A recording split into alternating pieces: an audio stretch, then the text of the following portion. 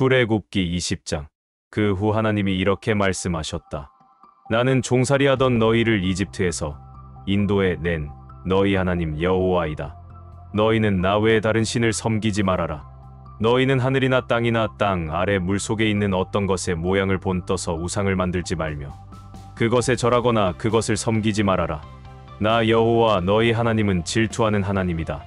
그래서 내가 나를 미워하는 자를 벌하고 그의 죄에 대하여 그 자손 3, 4대까지 저주를 내리겠다.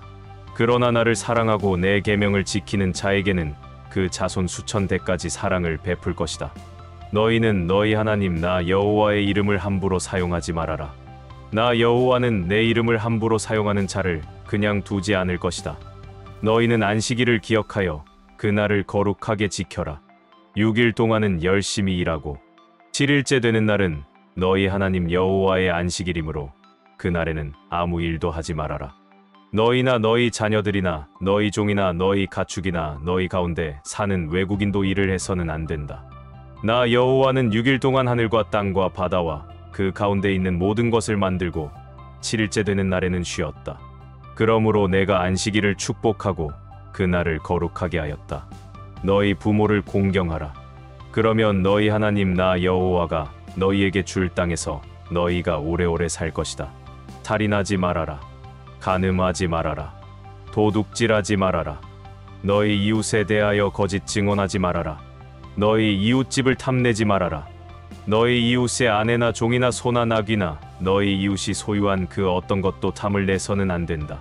백성들은 우레와 나팔 소리를 듣고 번개와 산의 연기를 보면서 떨며 멀리 서서 모세에게 말하였다. 당신이 우리에게 말씀하시면 우리가 듣겠습니다. 하나님이 우리에게 직접 말씀하시지 않도록 해 주십시오. 그렇지 않으면 우리가 죽게 될 것입니다. 그러자 모세는 백성들에게 두려워하지 마십시오. 하나님이 내려오신 것은 여러분을 시험하여 하나님을 두려워하게 함으로써 여러분이 범죄하지 않도록 하기 위해서입니다. 하고 대답하였다. 그러나 백성들은 계속 멀리 서 있었으며 모세는 하나님이 계시는 짙은 구름으로 가까이 접근하였다. 그때 여호와께서 모세에게 말씀하셨다. 너는 이스라엘 백성에게 내가 이렇게 말한다고 일러 주어라. 너희는 내가 하늘에서 너희에게 말하는 것을 직접 다 보았다. 너희는 나와 견주기 위해서 은이나 금으로 신상을 만들지 말아라. 너희는 나를 위해 흙으로 단을 쌓고 그 위에 양과 소로 번제와 화목제를 드려라. 너희가 나를 섬기도록 내가 지정하는 곳마다 내가 가서 너희를 축복해 주겠다. 너희가 나를 위해 돌로 단을 쌓으려거든 다듬은 돌로 쌓지 말아라. 연장을 사용하게 되면 그 단이 더럽혀진다. 너희는 층계로 내 단에 오르지 말아라. 만일 너희가 그렇게 하면 너희 하체가 드러날 것이다. 누가복음 23장. 그들이 다 일어나 예수님을 빌라도 앞에 끌고 가서 이렇게 고소하였다. 이 사람은 우리 민족을 그릇된 길로 인도하고 있습니다. 황제에게 세금을 바치지 못하게 하고 자기가 그리스도 왕이라고 주장합니다. 그래서 빌라도가 예수님께 내가 유대인의 왕이냐 하고 묻자 예수님은 그렇다 하고 대답하셨다. 빌라도는 대제사장들과 군중을 향하여 나는 이 사람에게서 아무런 죄도 찾지 못하였소 하였으나 그들은 억지를 부리며 그는 갈릴리에서부터 이곳에 이르기까지 온 유대에서 가르치며 백성을 선동하고 있습니다 하고 외쳐댔다. 빌라도는 그 말을 듣고 이 사람이 갈릴리 사람이오 하고 물어본 뒤 예수님이 헤롯의 관할 지역에 속한 것을 알고 그에게 보냈는데 그때 마침 헤롯도 예루살렘에 와 있었다. 헤롯은 오래 전부터 예수님의 소문을 듣고 한번 만나보고 싶기도 했고 또 그가 기적을 행하는 것을 보고 싶은 생각도 있었기 때문에 예수님을 보자 매우 기뻐하였다. 헤롯은 예수님께 여러 가지를 물어보았으나 예수님은 아무 대답도 하지 않으셨다. 대제사장들과 율법학자들이 거기 서서 악착같이 예수님을 고소하자 헤롯은 군인들과 함께 예수님을 업신여기고 조롱한 후 화려한 옷을 입혀 빌라도에게 돌려보냈다. 헤롯과 빌라도가 전에는 원수처럼 지냈으나 바로 그날 서로 다정한 친구가 되었다. 빌라도는 대제사장들과 지도자들과 백성을 소집하고 그들에게 이렇게 말하였다. 여러분은 이 사람이 백성을 선동한다고 나에게 끌고 왔소. 그래서 내가 여러분이 보는 앞에서 직접 조사해 보았으나 이 사람에게서 여러분이 고소한 죄를 찾지 못하였소. 헤롯도 이 사람에게서 죄를 찾지 못하고 우리에게 되돌려 보냈는데 사실 이 사람은 죽을 짓을 한 일이 아무것도 없습니다. 그러므로 매질하여 놓아 주겠소. 그러자 군중들은 일제히 큰 소리로 그 사람은 죽이고 우리에게 바라바를 석방해 주시오 하고 외쳤다. 바라바는 성 안에서 폭동을 일으키고 살인한 죄로 갇혀있는 죄수였다. 빌라도는 예수님을 놓아주고 싶어서 군중들에게 다시 말했으나 그들은 계속 소리를 지르며 십자가에 못 박으시오, 십자가에 못 박으시오 하고 외쳤다. 그러자 빌라도가 그들에게 세 번째 말하였다. 이유가 무엇이오? 이 사람이 무슨 죄를 지었소? 나는 이 사람에게서 죽일 만한 죄를 찾지 못했으므로 매질이나 해서 놓아주겠소. 그러나 그들이 큰 소리로 외쳐대며 예수님을 십자가에 못 박아야 한다고 끈질기게 요구하자 마침내 그들의 소리가 이기고 말았다. 그래서 빌라도는 그들의 요구대로 할 것을 선언하였다. 그리고 그는 그들이 요구한 사람, 곧 폭동과 살인죄로 감옥에 갇힌 죄수를 석방하고 예수님을 넘겨주어 그들이 마음대로 하게 하였다. 그들이 예수님을 끌고 가다가 시골에서 올라오는 구레네 사람 시몬을 붙잡아 십자가를 지우고 예수님의 뒤를 따라가게 하였다. 그리고 많은 사람들이 예수님을 뒤따라갔다. 그들 가운데는 예수님 때문에 슬퍼하며 우는 여자들도 있었다. 예수님은 몸을 돌이켜 그들에게 이렇게 말씀하셨다. 예루살렘의 딸들아, 나를 위해 울지 말고 너희와 너희 자녀들을 위해 울어라. 앞으로 사람들이 임신하지 못하고 아기를 낳아보지 못하고 젖을 먹여보지 못한 여자들이 행복하다 하고 말할 때가 올 것이다. 그때 사람들이 높은 산을 향해 우리 위에 무너져라 할 것이며 낮은 산을 향해 우리를 덮어라 할 것이다. 푸른 나무와 같은 나도 이런 일을 당하는데 마른 나무와 같은 너희 유대인들이야 무슨 일인들 당하지 않겠느냐? 다른 두 죄수도 사형을 받기 위해 예수님과 함께 끌려갔다. 그들이 해골이라는 곳에 이르렀을 때 군인들이 예수님을 십자가에 못 박고 두 죄수도 못 박았는데 하나는 예수님의 오른편에 하나는 왼편에 매달았다. 그때 예수님은 아버지, 저 사람들을 용서해 주십시오. 저들은 자기들이 하는 일을 모르고 있습니다. 하고 말씀하셨다. 그들이 예수님의 옷을 제비 뽑자 백성들은 서서 구경하고 유대인 지도자들도 예수님을 비웃으며 그가 남을 구원하였으니 만일 하나님이 택하신 그리스도라면 자기도 구원하게 하라 하였다. 그리고 군인들도 다가와서 예수님을 조롱하고 신 포도주를 주면서 내가 유대인의 왕이라면 내 자신이나 구원하여라 하였다.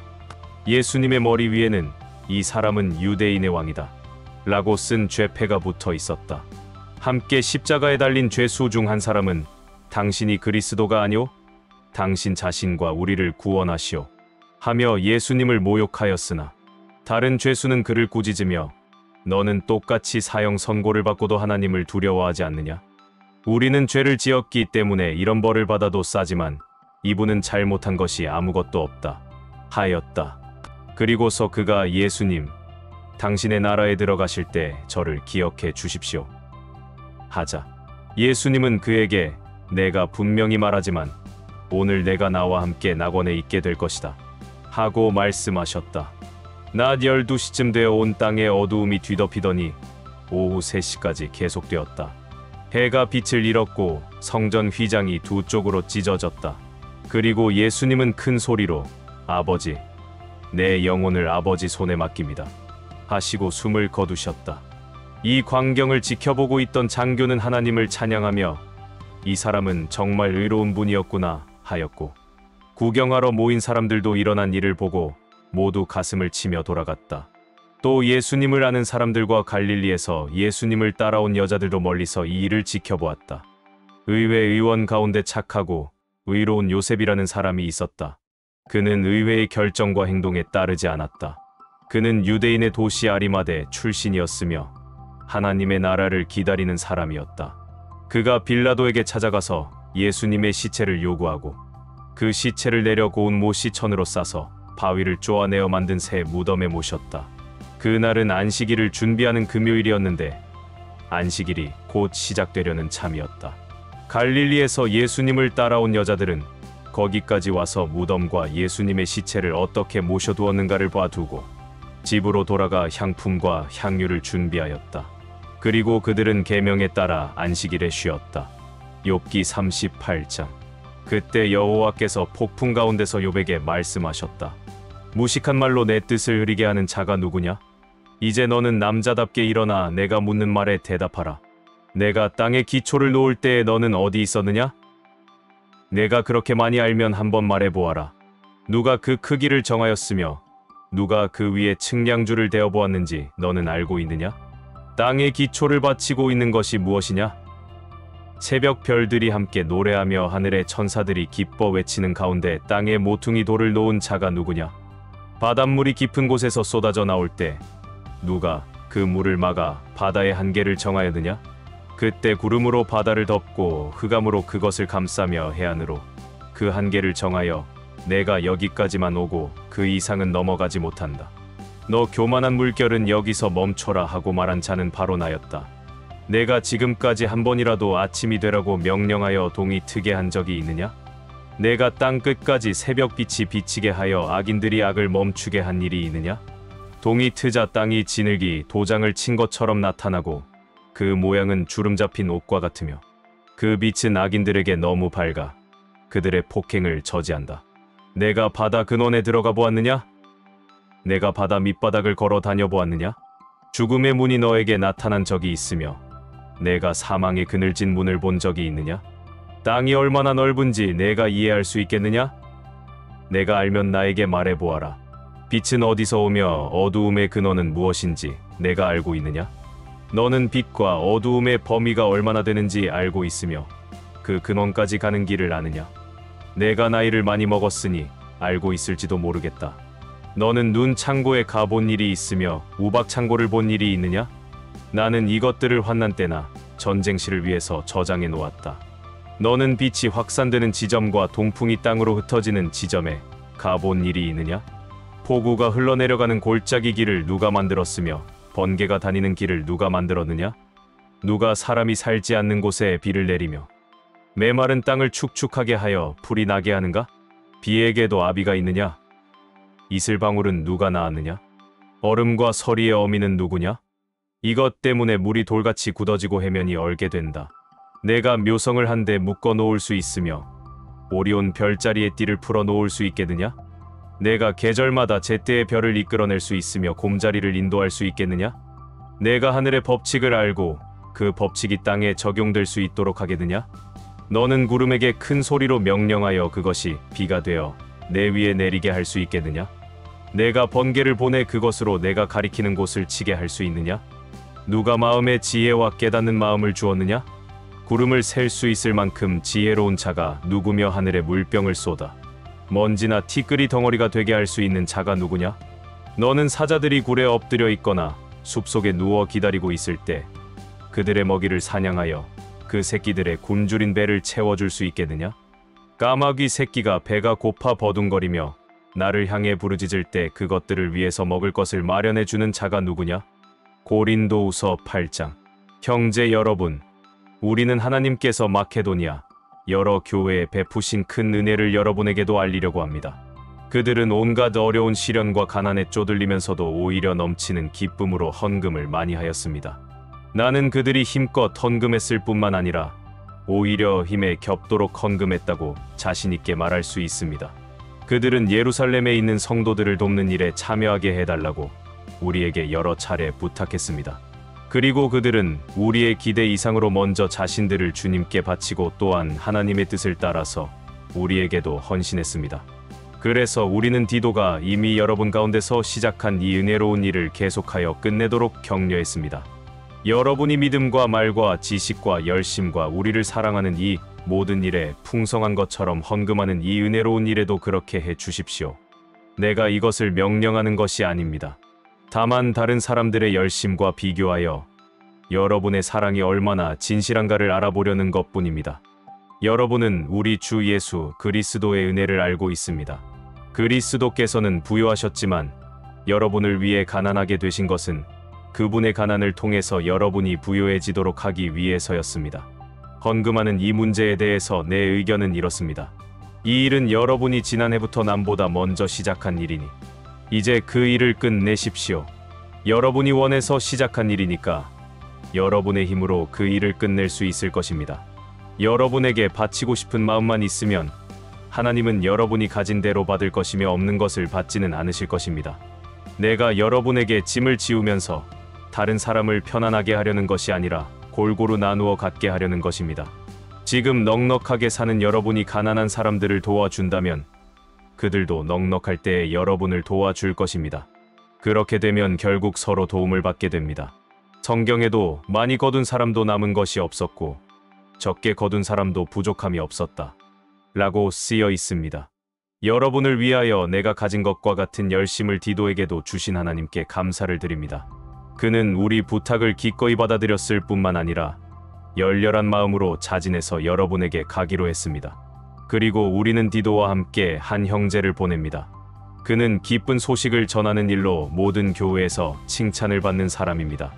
더구나 그는 우리가 주님께 영광을 돌리고 돕고자 하는 우리의 열심을 보이려고 이 사랑의 헌금을 가지고 갈 때 우리와 동행하도록 여러 교회가 뽑은 사람입니다. 우리는 이 거액의 헌금을 다루는 데 있어서 아무에게도 비난을 받지 않으려고 조심하고 있습니다. 이처럼 우리는 주님 앞에서뿐만 아니라 사람 앞에서도 옳은 일을 하려고 노력합니다. 그들과 함께 또 다른 한 형제를 보냅니다. 우리가 그를 여러 번 시험해 보았지만 모든 일에 열심히 대단했습니다. 이제 그는 여러분을 크게 신뢰하고 있기 때문에 더욱 열심을 내고 있습니다. 디도에 대해서 말한다면 그는 여러분을 위해 나와 함께 일하는 일꾼이며 동료입니다. 그리고 그와 함께 가는 형제들은 그리스도의 영광을 드러낼 교회의 대표자들입니다. 그러므로 그들에게 사랑을 베푸십시오. 그러면 모든 교회가 여러분에 대하여 우리가 자랑한 이유를 알게 될 것입니다.